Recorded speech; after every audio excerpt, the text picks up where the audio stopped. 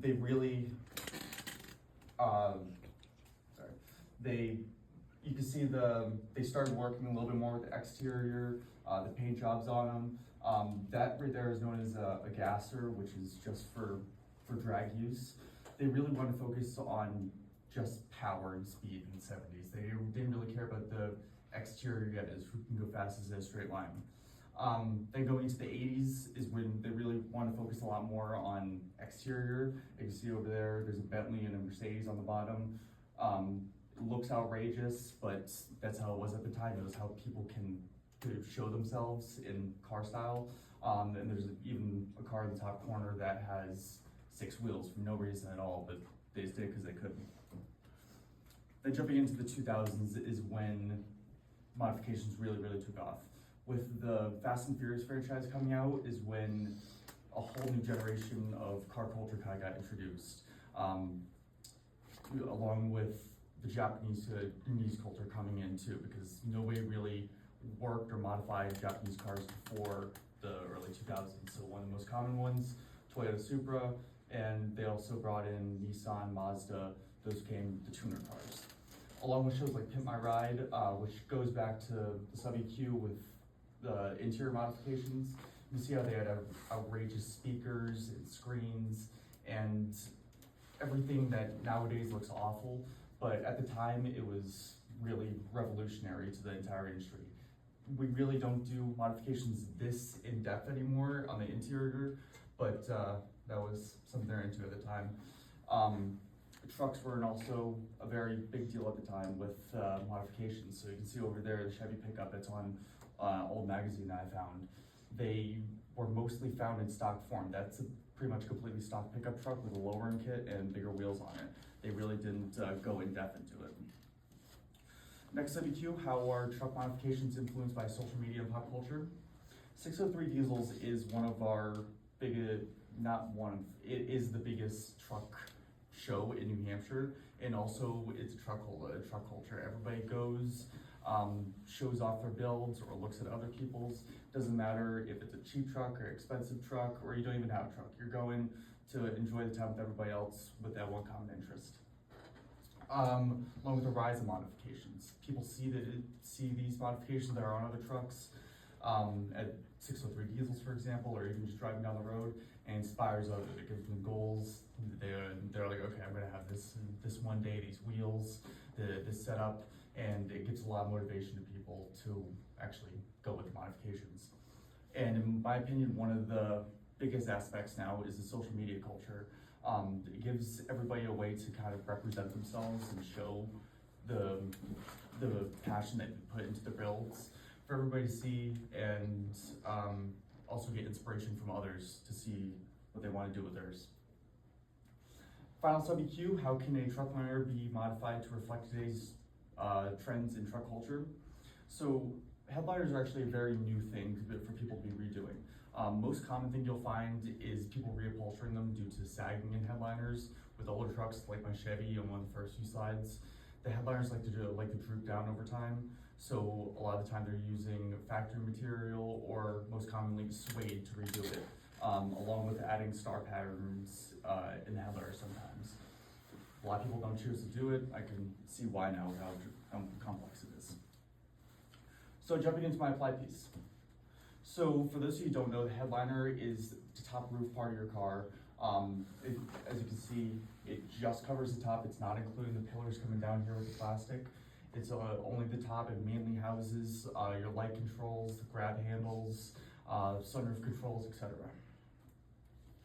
So a little background about the Starlight headliner in general.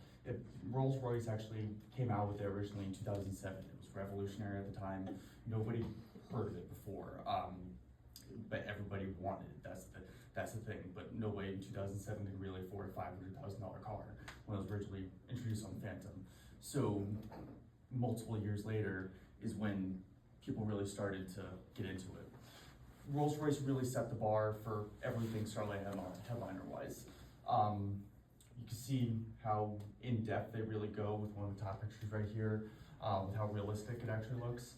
And they actually kind of set the bar for patterns in Starlights too. It wasn't a thing until after they did in the mid-2010s with the different patterns in them, they could see other people start reflecting right here. The two headliners on the right side are with suede material on them, and that's a factory material. Just kind of shows that you really don't have to, you don't have to completely redo it if you want to do this modification. So why I chose this piece in the first place. So when I bought this truck, the last owner really didn't take the best care of it. He was a construction site owner, so it really didn't get the best the maintenance that it needed. So far to the right, you can see there's a little cigarette burn. It's a work truck, like I said, so in the middle, there's a lot of dirt and grime and everything. It was just disgusting on the inside. Even the buttons, when I redid them, I thought they were shot, but it turns out they're just all grease and everything on them, along with some water damage from some previous bad sealants on them.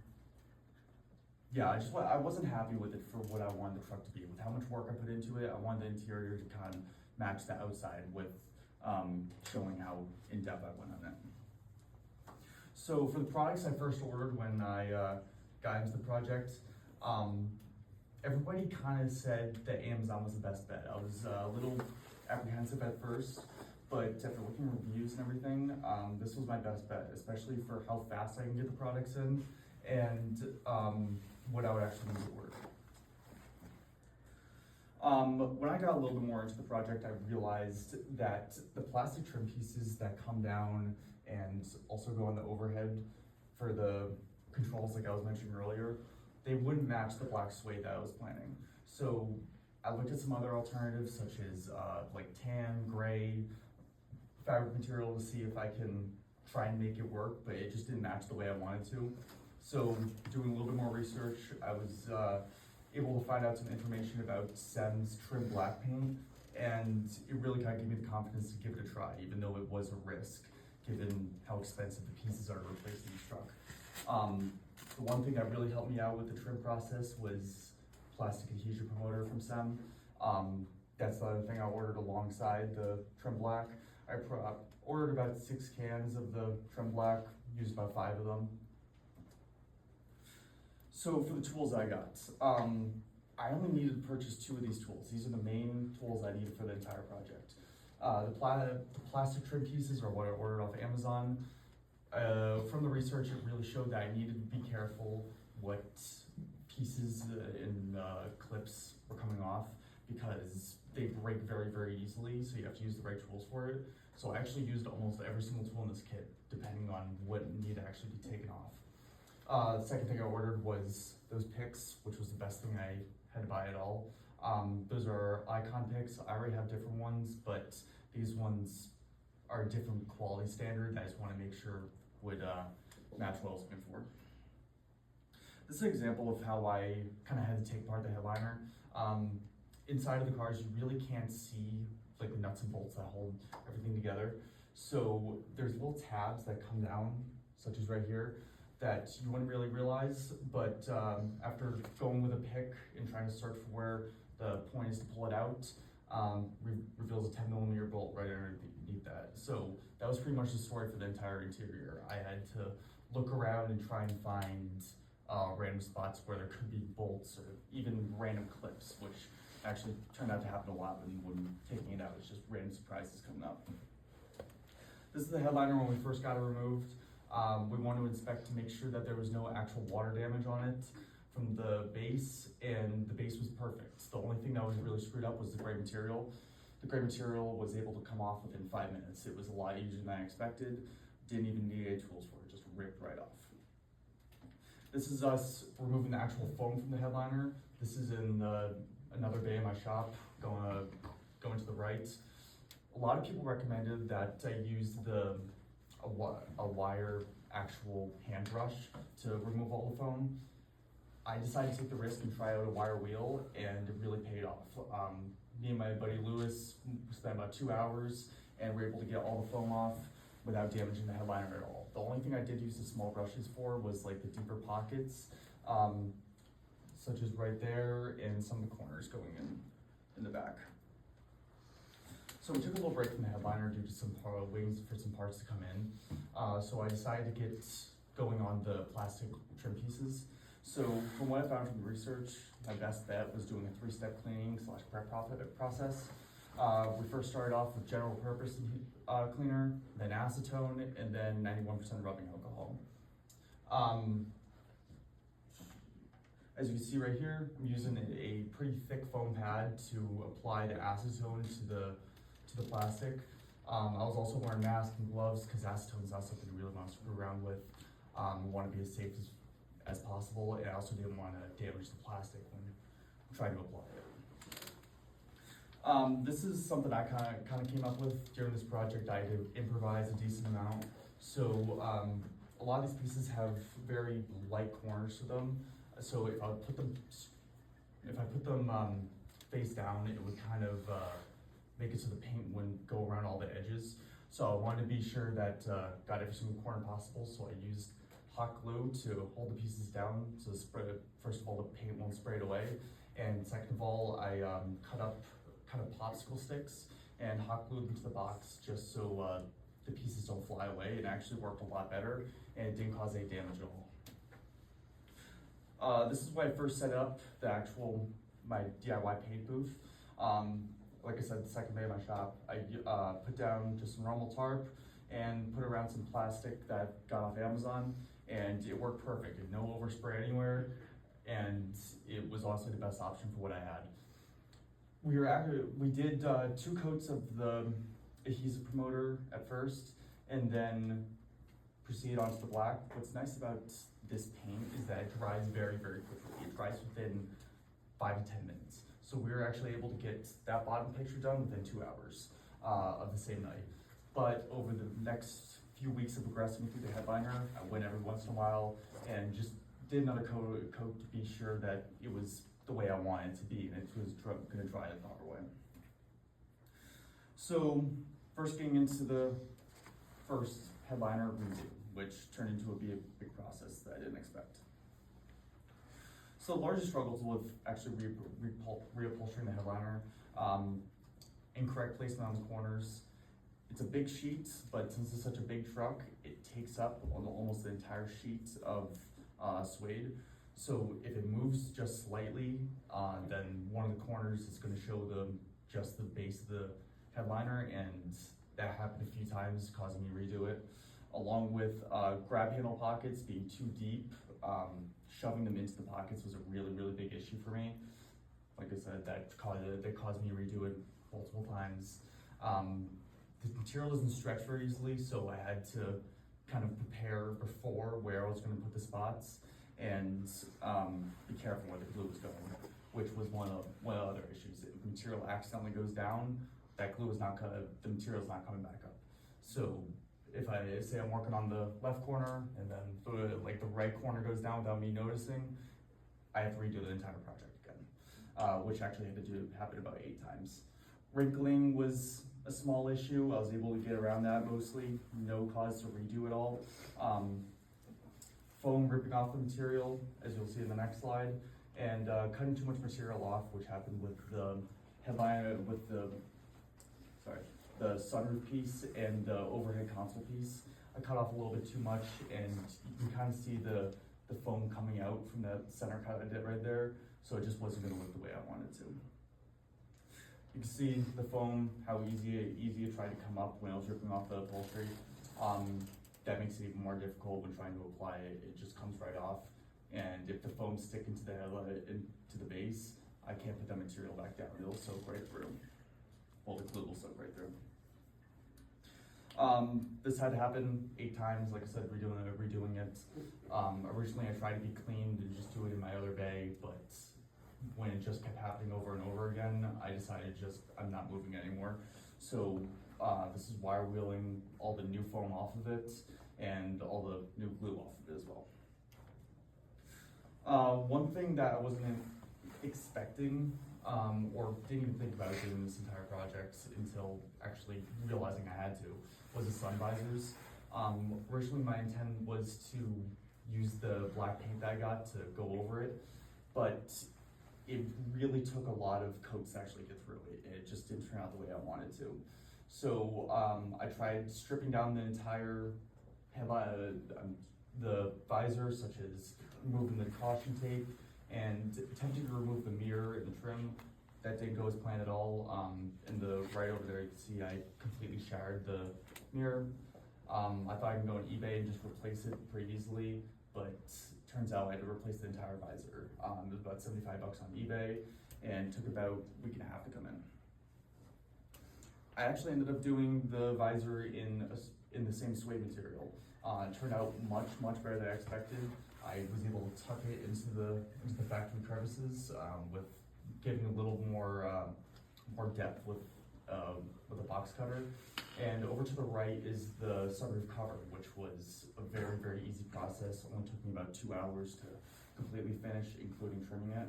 So I let it sit up in the corner of my shop just to finish curing until the headliner was done. Now getting into the actual Starlight aspect, I chose a 600-piece kit. It's one single motor, but it has two different sections. So 300 fibers are coming out of each section, making it 600. It was the best recommended one from anything that I can tell. I asked a few people in person that ran into about their Starlights, and they recommended this exact one. Even a few people online that I saw on TikTok and stuff, I messaged and said, hey, what Starlight do you have? I want a good quality one, but I don't want to break the bank. And they said this exact model. So I tried it out, and I could have been more happy with it. So one thing I really had to improvise myself was choosing light locations. So I actually divided the headliner into 4 different sections. Section 1 and 2 are right before the sunroof ends, and then 3 and 4 are on the back. I did 125 each in section 1 and 2, making 250 in total, just to, and then 175 in section 3 and 4, making 350 in total. I did less in the front because the sunroof tapes have a lot of space. I want to make sure that it was evenly distributed throughout the entire headliner. It didn't look chunked in certain sections. One thing I also had to figure out myself, which there's no information about, was the plastic and metal pieces that were going around to support the headliner to make sure that it didn't bend. I used, what is it called? The pin, there's some type of thumbtacks. I used the 600 thumbtacks in the entire thing. Obviously thumbtacks are gonna go through the plastic and metal, so I used the smallest drill bit I can find and go right through the plastic and the metal. I was able to go in through reverse mode into the plastic, so I would try not to damage the upholstery. But with the metal, it was a lot thicker, so I'd actually go in straight the correct way, but it was kind of sketchy as it had a very high chance of damaging the material. It did end up fine, but either way. The first laying attempt didn't go as I planned. All my research said to put it in sections. I didn't listen, I was impatient. So I did section 1 and 3 one night, pretty much got 300 stars done, and then I realized that I can't organize that. That's not how I wanted it to turn out. I wanted it to be a quality job. I didn't want to do a hack job on it. So next day, completely tore it out, untangled it, which was a long process, but I put each 300 piece fiber into 5 to 7 sections, putting zip ties continuously down through it, just to try and organize it a little bit better and put it in the sections without a big issue. You can kind of see the zip ties here on how I wanted to put it into different sections. I first started off with section 1 and 3, like I said, then mounted the motor, which the motor ended up going right above the B-pillar, all the way on the right image. I was originally going to put it inside the truck, but there just wasn't enough space. It was going to compromise especially the seatbelt. So I put it over there. Originally I was going to use hot glue, but it didn't stick the way I wanted to, so ended up doing a 5-minute epoxy. And this was the final product of how it all turned out. It wasn't a hard process at all, actually putting the wires through. I thought it was going to be the worst, but it took a few days, but it turned out a lot better than I expected, honestly, with how I could have routed the wires. All the zip ties got cut off, and all those little strings in the back corner just had to be cut off the end of it. It just had to be flush with the headliner, and it wasn't as bad as I expected, like I said. I also used duct tape during the entire process as a helper to keep the fibers down while I was hot gluing, because the hot glue takes so long to dry. If I held every single one down myself, it would have been 10 times as long, pretty much. So pretty much cut 600 pieces of tape and put them around it for it. And right out there is the final product of it. It turned out, like I said, much better than I expected. Very, very happy with how it was. The black trim turned out amazing. And any imperfections I was worried about in the headliner before didn't turn out to be an issue at all.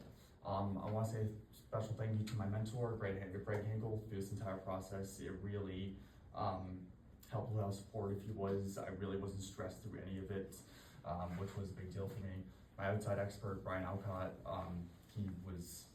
he worked with headliners for a few years, and he was a big help, especially with the trim pieces on how to remove them. Even though he didn't really work with the starlights, he was a big help with the trim pieces, which, like I said, I was concerned about. My parents for having patience with me for how late I was coming home working on this thing. It was a long ride to get it done. And lastly, my friends were a very big part of this project. A lot of them came over to my shop, helped me out with it, helped me with the install, taking it out, and kind of just emotional support during the entire thing. And yeah, any questions?